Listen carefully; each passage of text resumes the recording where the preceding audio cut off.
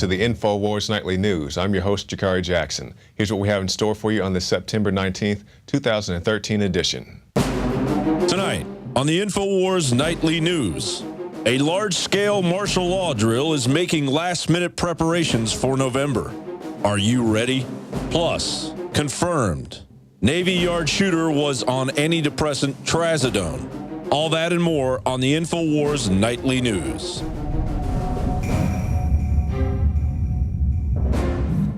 Top story tonight. Confirmed, Navy Yard shooter was on antidepressant trazodone. This by Paul Joseph Watson. It's been confirmed that the Navy Yard gunman, Aaron Alexis, was on the antidepressant drug trazodone, providing yet another example of a connection between psychiatric drugs and mass shootings. Despite the Washington Post's attempts to portray the drug as being safe, it is linked to a whole host of side effects, including suicidal tendencies, panic attacks, and other things. And just one example right here, we have 8 people were killed and 1 wounded during a mass shooting in a beauty parlor in Seal Beach, California in 2011. The killer, Scott Evan Jakari, was on the same drug as Alexis, and I'm sure this is no surprise to anybody who follows these mass shootings. Now, we have 2 breaking news stories. We'll start with this one out of Fukushima. There's been an earthquake at the Fukushima plant, or near the Fukushima plant. Now, this is a very serious situation because people understand the Fukushima plant has been responsible for dumping a good amount of radiation. They're also dumping radioactive water back into the ocean and so forth. So a damaged plant with these rods that are pretty much exposed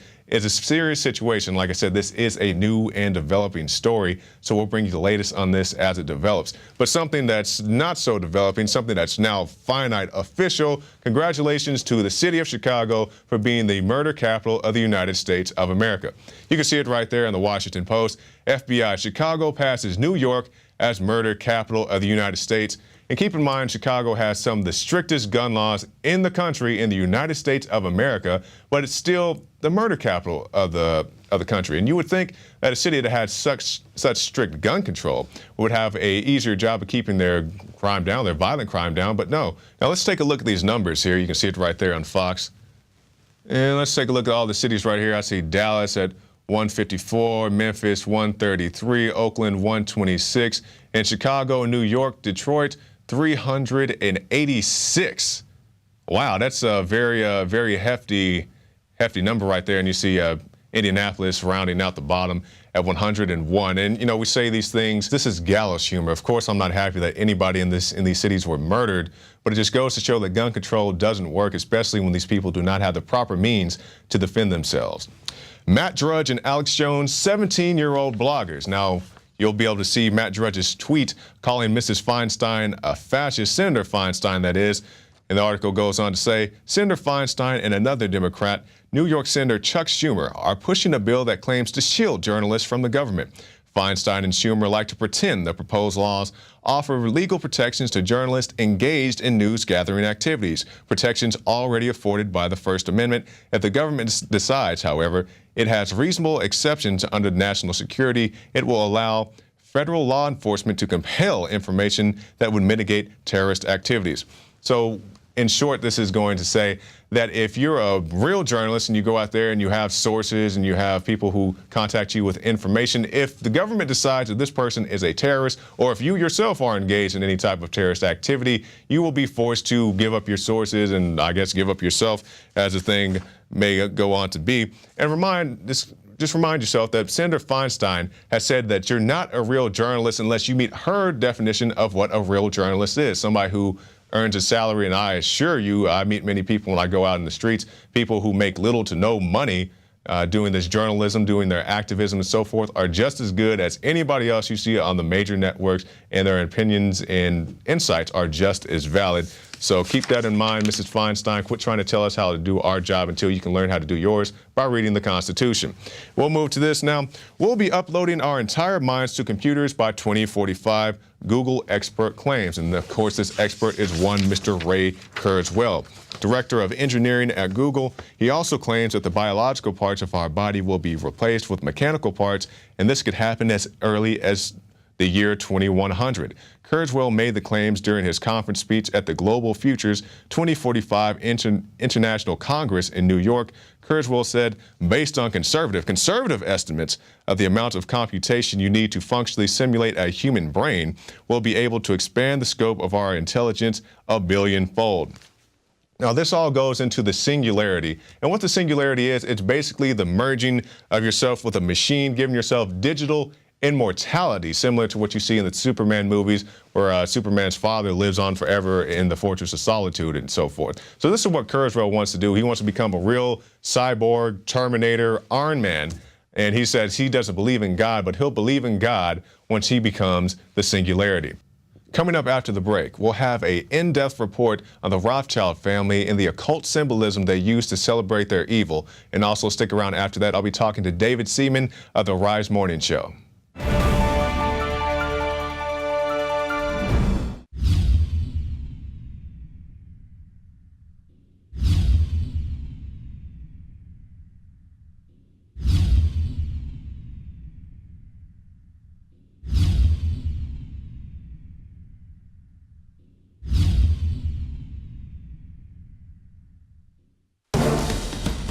The Alex Jones channel is the official page of the Infowar. But don't miss what's happening on our other channels. The Info Warrior, with the week's best videos. Prison Planet Live, where Paul Joseph Watson gives his expert analysis. And keep up with the rest of the Infowars crew on our other pages. All of our videos are available to repost for educational purposes. See the sidebar of the Alex Jones channel for the subscription links. And remember, you can always find our videos in the highest quality by becoming a member of PrisonPlanet.tv.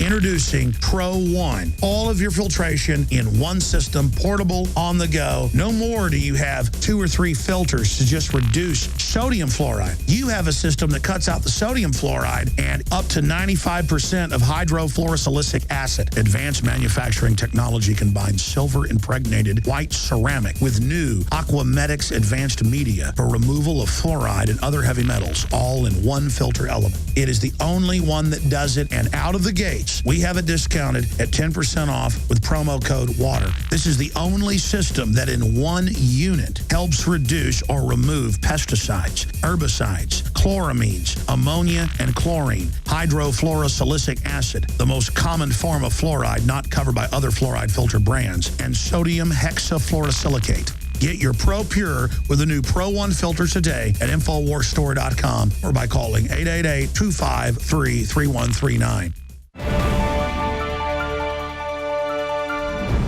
And welcome back. We see the strange symbolism in the Super Bowl, in our films and TV shows. What is it and how did it grow to predominance? Infowars.com has a special investigative report. Did you know Stanley Kubrick filmed his famous movie Eyes Wide Shut inside the Rothschild family's country estate?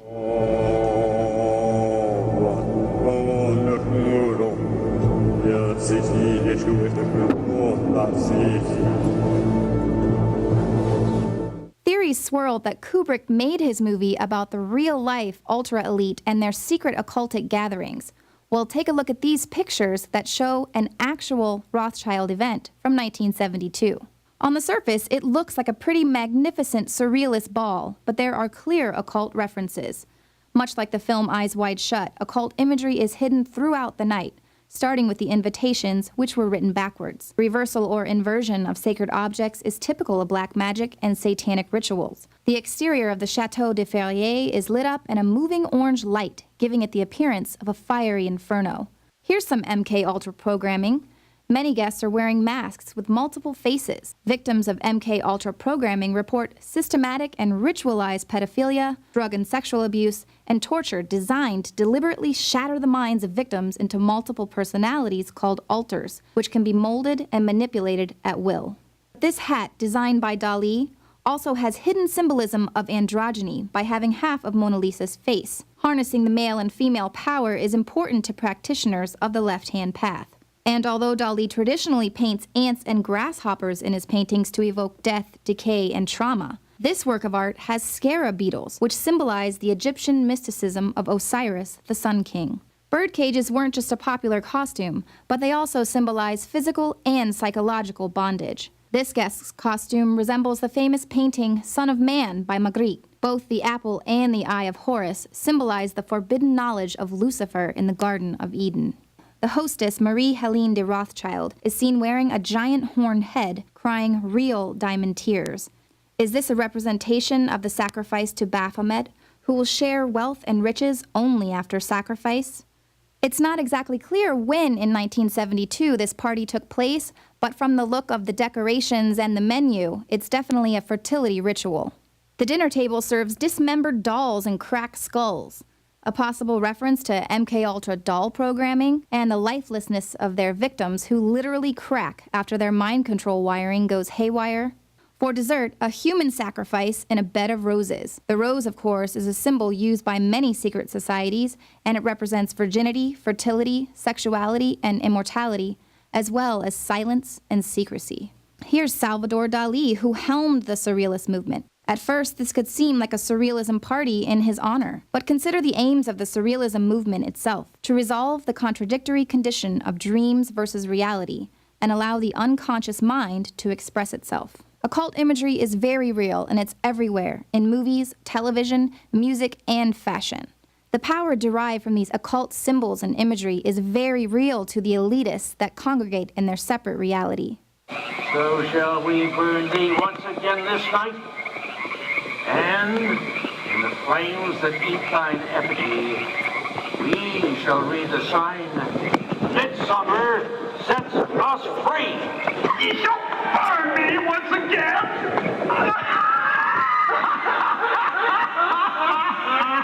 Now with these flames, Summer sets us free.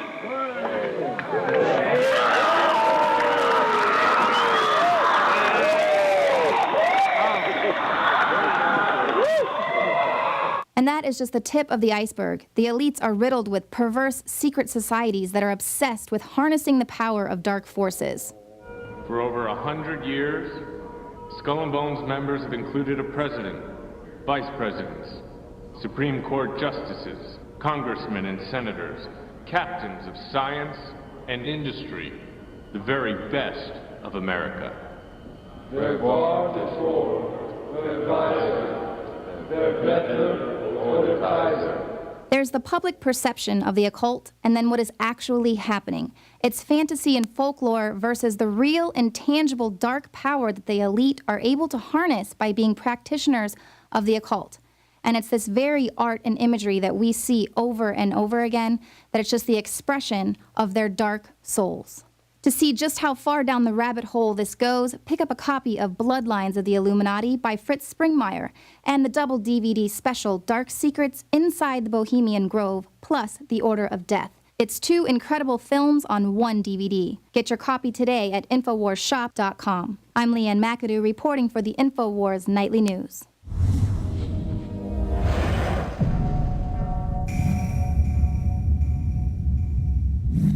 And this occult culture is just so out in the open now, it's even in the new Grand Theft Auto 5. Now, something else that's coming out in the open is a new FEMA drill that's set to black out the United States in a simulated attack. Infowars.com has more. Martial law is coming to a town near you. Get ready for Grid X2, the grid security exercise. It's a multinational terror drill, and it's scheduled to take place in the coming months. Supposedly, it aims at assessing, testing, and validating vital infrastructure resources should they come under an unlikely cyber attack.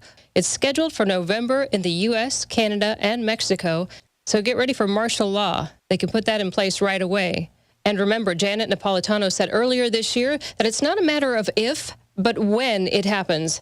And it's already happened in Venezuela when it froze transportation, business, and overall communication in that area. In FEMA Region 3, they're preparing for something of a large magnitude, putting out bids for contractors, demanding delivery in under 48 hours. Now, these items include various things such as clothing, 100,000 scrub pants and shirts, sweatshirts, 6 million cotton blankets, all to be ordered by October 1st, 2013, and the Center for Disease Control ordered $11 million worth of antibiotics. Remember, the DHS earlier this year had been buying up billions of rounds of ammo, and the IRS ramped up with AR-15s, FEMA buying millions of MREs, and they've moved Coast Guard training from their normal training area to Region 3. West Virginia has already had a taste of the police state during the Boy Scouts Jamboree as citizens witnessed foreign troops on the ground, snipers, Black Hawks, and even notices from health services warning of airborne viruses. And in Maryland, they recently showcased their military-style vehicles on the freeway during a funeral.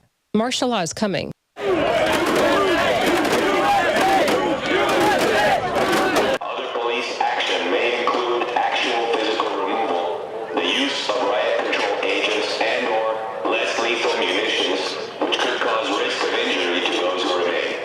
Martial law is coming, but don't worry, your government is preparing to save you.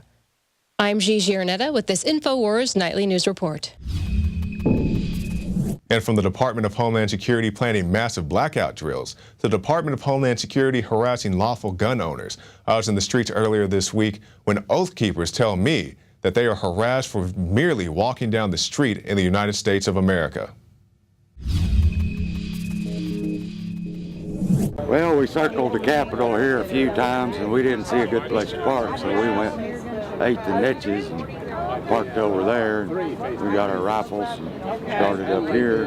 We walked past a federal facility and a federal officer come out up behind us and drew his weapon and ordered us to stop. High school teacher telling me he has the we wouldn't even let him show what he wanted to show out of his wallet. He's got a CHL. And once you get there, you'll find and he asked us if we'd mind if he removed the magazines. So go ahead. He checked to make sure there wasn't one chambered. And then there were 5 other officers positioned behind cars and stuff. And the guy in charge over there at that federal building, he came out and he's familiar with open carry Texas, so he was okay with everything. But the one that drew his weapon, he did not know that you can carry a long gun in Texas. And he was a federal officer or a security guard? Well, he was wearing a blue security shirt, different than the others. You said DHS, sir? Yeah. DHS. Homeland Security. That's who he was with. That's who those two were. They asked for ID and we refused to provide ID. And most officers were okay with that. And the DHS, and he had a problem with it. But so let me clarify, sir. You're saying that the DHS officer, the Department of Homeland Security officer, is the one who actually threw a pistol? No. Security. Okay, security. Okay, thank you for clarifying. And then the Department of Homeland Security officers came after that. So there was 2 of those. The dark blue or DHS? Yeah, 2 of those and 3 of the security at the federal building. And they detained us until Austin PD came and spoke with him. I got up to speak with him also, and he told me to sit back down. He just wanted to speak to him. Now, did you guys have your firearms on you during this time while you were detained? Yes, sir. Okay, so they let you keep the firearm. They let us keep the firearm. They asked permission to remove the magazine, and we allowed that. About how long were you detained? About 20 minutes. 20 minutes? We had to wait for Austin PD to come because the federal guy said if Austin didn't have a problem with it, we would be free to go. So we were just detained 15, 20 minutes. Enough to be late getting up here. Right. So thank you, sir. It was all good in the end. They wanted to make a big issue out of the shootings yesterday. Y'all shouldn't be doing that today. Well, our rights haven't changed from today to yesterday. And I mean, we made more so even today than yesterday. Sir, what do you think about all these guns out here? I don't know, man. Don't know? What are they doing? What is this for? This is a open carry march. They're just openly carrying their rifles to demonstrate their rights. They're not so much protesting any one particular event. It's just a right they have, so they're just exercising their rights. So do you have any thoughts about that? I guess if it's their right. What do you guys think about all these guns out here? I don't know, man. I'm from California, where like this whole thing, there'd be like tanks around this place. If this was in California. Do you think that's a good thing that they have such a strong police presence in California for events like this? I don't know. I don't have a gun and I don't shoot guns, but I'm intrigued by them and they permeate our society. So my point for coming down here to take a closer look is that these are just regular people like you and me, and you know, I'm sure we can all be friends and have common ground. Do you wish you had guns like that in France? No, we are fine without guns. You're fine without guns? Yeah, for sure. We don't need it. What is it for? We don't. This is well, it's not even a protest. These people, we just have the rights here in the U.S. We have something called the Second Amendment that gives people the right to carry guns, like the people are doing here today. So do you guys think that's a good thing that we have that? Do you think we should get rid of the guns, or what do you guys think? We have not the same country, so we can judge. You can't judge? No. That's a respectable opinion. Now, coming up after this last break, I'll be talking with David Seaman about the rise of independent media. And if you'd like to support independent alternative media, you can go to prisonplanet.tv. Get yourself a 15-day free trial. You get the Alex Jones Show, the nightly news, the special reports, the movies, the rants. It's all right there on prisonplanet.tv. So stay tuned after this break for David Seaman. Now you can watch the Infowars Nightly News streaming live as it happens for free. Check it out at Infowars.com/show.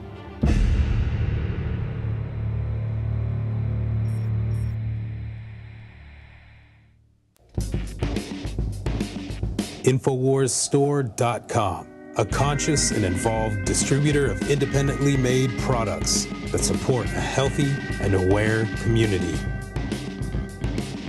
Dive into cleaner waters with your own ProPure system and Pro 1D filter. Save 10% with the promo code WATER.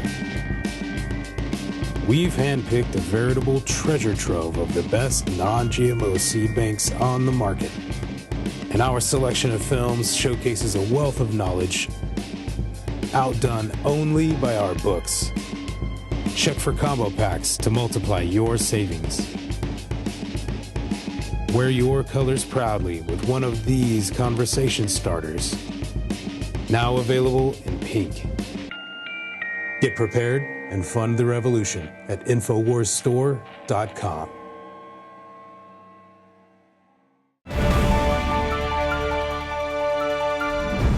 And welcome back. Our guest tonight is David Seaman. He's an independent journalist, broadcaster, and activist. He's going to be talking to us about his new morning show. He joins us now. Thank you for joining us, David. Thank you. Now, for our viewers who may not be familiar with you and what you do, can you just give us a brief introduction? Yeah, I am an independent journalist who covers, some of the excesses of the post 9/11 national security state. And I do a podcast on iTunes, the David Seaman Hour, that covers news and politics. And now I do a morning show out here in LA.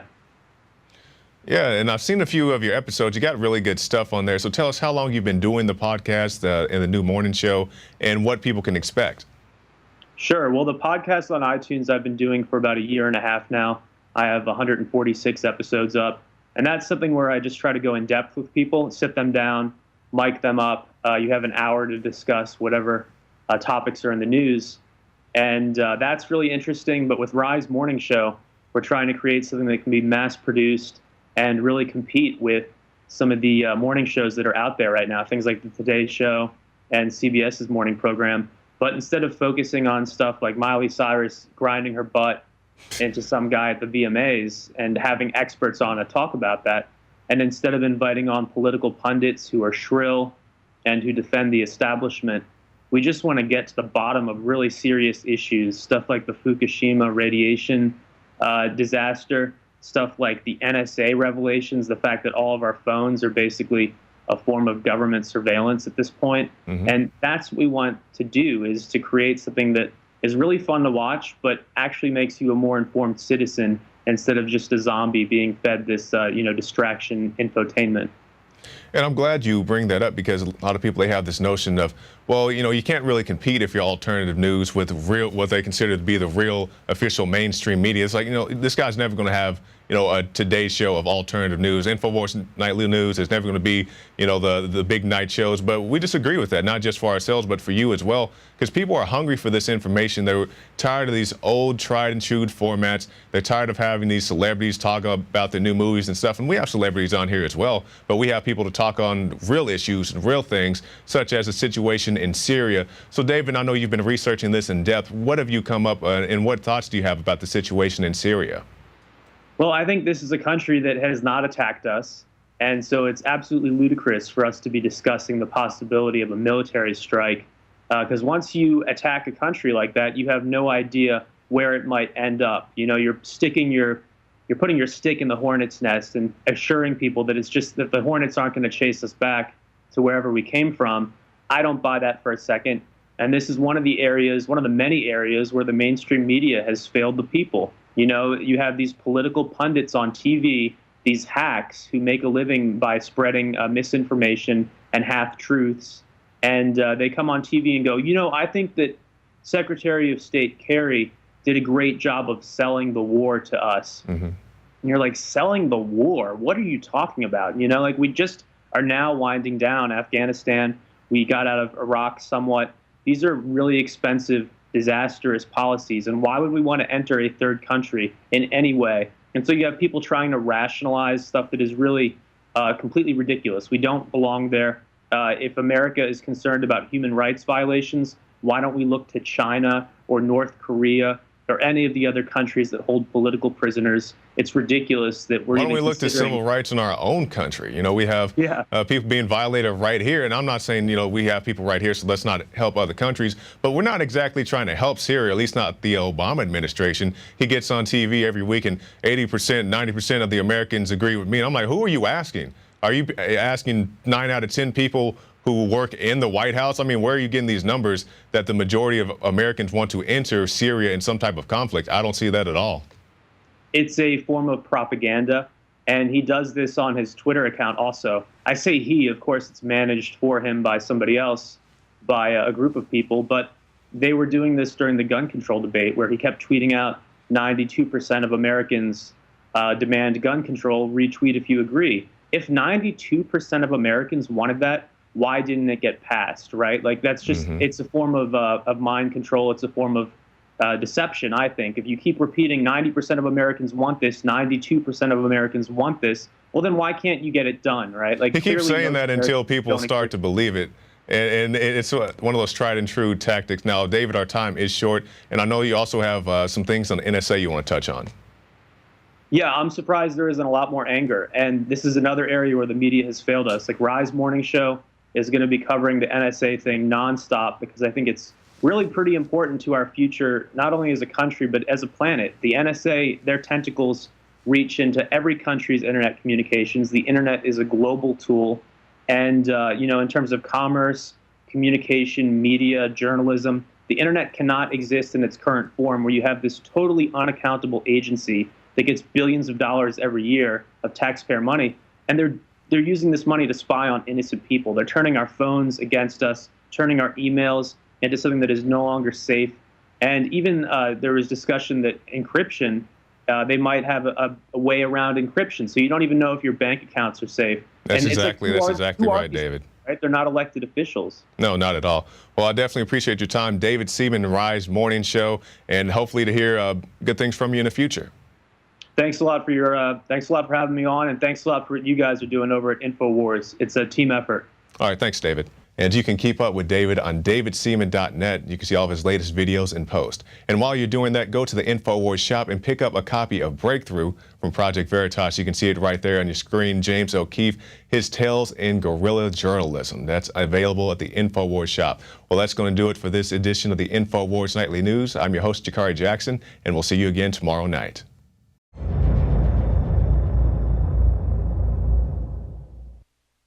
Now you can watch The Alex Jones Show live as it happens at Infowars.com/show. You'll find links to all of our content there and a free 15-day trial for Prison Planet TV. More than 60 movies and documentaries all in one place at Infowars.com/show.